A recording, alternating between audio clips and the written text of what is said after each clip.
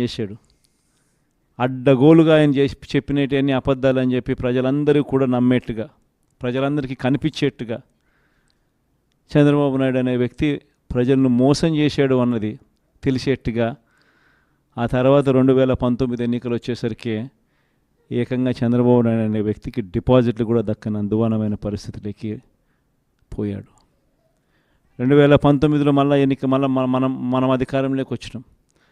మన మేనిఫెస్టోలో చెప్పింది ఏది కూడా పలాని మాట చెప్పినామనంటే ఒక్క మాట కూడా తప్పకుండా మొట్టమొదటిసారిగా రాజకీయాలలో విలువలు అంటే ఏమిటి, విశ్వసనీయత అంటే ఏమిటి అనే పదానికి మనం అర్థం తీసుకొస్తూ అడుగులు వేశాం మొట్టమొదటిసారిగా. ఇంతకుముందంతా మేనిఫెస్టో అంటే చెత్తబుట్టలో వేసే డాక్యుమెంట్. మొట్టమొదటిసారిగా మేనిఫెస్టో అంటే చెత్తబుట్టలో వేసే డాక్యుమెంట్ కాదు. మేనిఫెస్టో అని అంటే ఒక బైబిలు, ఒక భగవద్గీత, ఒక ఖురాన్ అని చెప్పి మొట్టమొదటిగా నిర్వచనం మారుస్తూ చెప్పిన ప్రతి మాట కూడా నెరవేర్చాం. ఒక 10% జనాభాలు మాత్రం చంద్రబాబు నాయుడు మోసాన్ని నమ్మారు.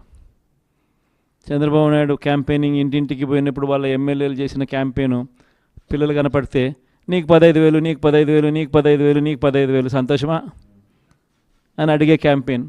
వాళ్ళ అమ్మ కనపడితే నీకు 18,000 సంతోషమా అని అడిగే క్యాంపెయిన్. వాళ్ళ ఇంట్లో ఇంకొక ఆడవాళ్ళు కనపడితే నీకు మళ్ళీ 18,000 సంతోషమా అని అడిగే క్యాంపెయిన్.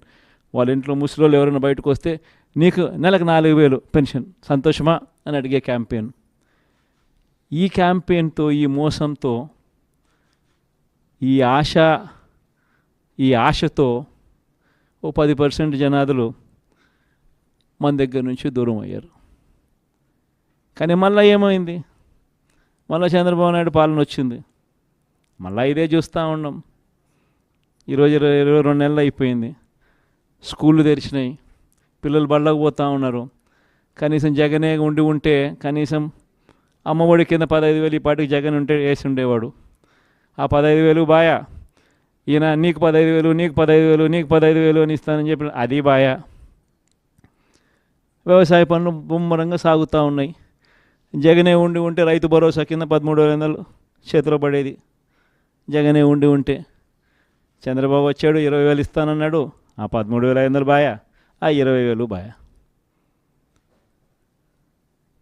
ఈరోజు రాష్ట్రంలో ఉన్న పరిస్థితి జగనే ఉంటే పెద్ద చదువులు చదువుతూ ఉన్న పిల్లలందరికీ పూర్తి ఫీజు రీయింబర్స్మెంట్ కింద ప్రతి త్రైమాసికం అయిపోతూనే ప్రతి 3 నెలలకు ఒకసారి, ఆ 3 నెలలు అయిపోయిన వెంటనే ఫీజులు జమ అయ్యేటి.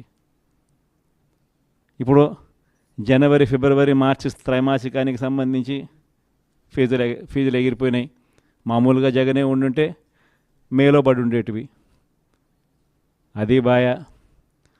ఆ పిల్లలు రేపు పొద్దున ఇంజనీరింగ్ చదువుతున్న పిల్లలు, డిగ్రీ చదువుతూ ఉన్న పిల్లలు, వీళ్ళందరికీ ఫీజులు కట్టడానికి ఫీజులు కూడా చెల్లించలేని పరిస్థితిలో ఆ పిల్లలు బళ్ళకు పోతూ ఉన్నారు, కాలేజీలకు పోతూ ఉన్నారు. కాలేజీలు ఆ పిల్లలందరినీ కూడా నువ్వు ఫీజులు కట్టకపోతే కాలేజీలో టీసీ తీసుకుని వెళ్ళిపోమని చెప్తా ఉన్నారు.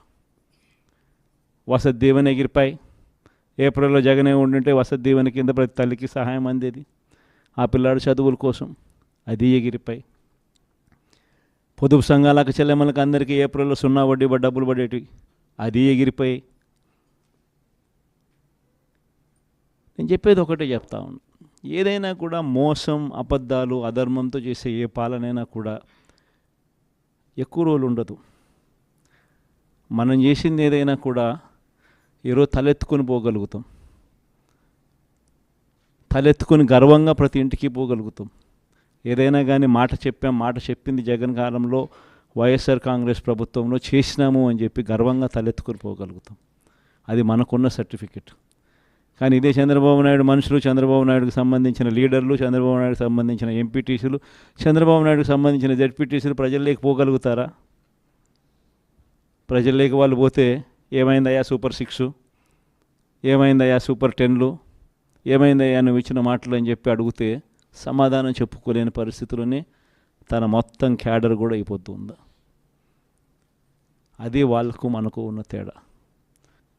మీ అందరితో కూడా నేను ఒకటే చెప్తా ఉన్నా, మనము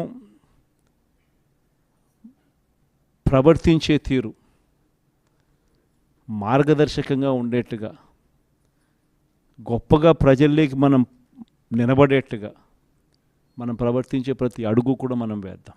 నా దగ్గర నుంచి మీ దగ్గర దాకా. తెలుగుదేశం పార్టీ చేస్తూ ఉన్న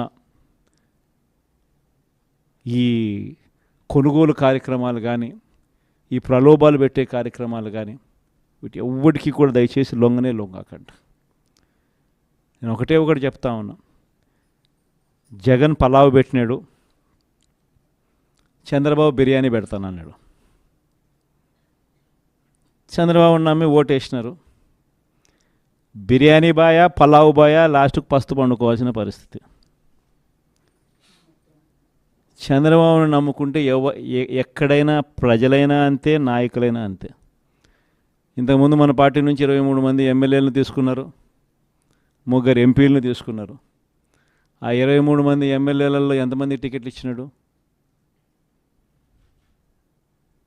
నాకు తెలిసి 3కి. ఆ 23 మంది ఎమ్మెల్యేలను తీసుకునేటప్పుడు ఒక్కొక్కరికి ఎంత ఇస్తామన్నాడు? ఒక్కొక్కరికి 20 కోట్లు. ఇచ్చింది ఎంత? అడ్వాన్సు. దాని తర్వాత వాళ్ళు ఆ పక్క పోయిన వాళ్ళు అందరూ అన్న మీ దగ్గరికి వచ్చేస్తామన్నా మేమంతా అని చెప్పి మళ్ళీ నాకు ఫోన్ చేసినారు. ప్రజల్లో ఒకసారి జారిపోయిన తర్వాత మళ్ళీ వెనక్కి వచ్చినారంటే ప్రజల్లో ఆ రెస్పెక్ట్ పోతుంది, ఆ విలువలు పోతాయి, ప్రజలు ఇచ్చే గౌరవం పోతుంది. కాబట్టి వాళ్ళని మనం కూడా తీసుకోలేకపోయినాం. వాళ్ళ రాజకీయ జీవితాలు ఏమైపోయినాయి? అందరూ సున్నాలు అయిపోయి ఇంట్లో కూర్చొని ఉన్నారు. ప్రతి ఒక్కరూ కూడా ఈ విషయాలన్నీ గుర్తుపెట్టుకోండి.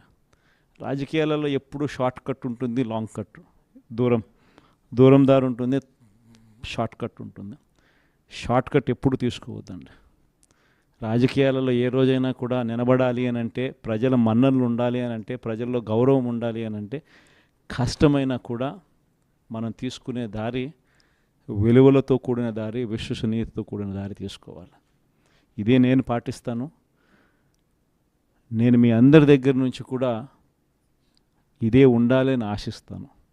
వైఎస్ఆర్సీపీ కార్యకర్త ఏదైనా కానీ ప్రజలు లేకపోతే కాలర్ ఎగరేసుకొని చెప్పాలి, పలానా మాట చెప్పి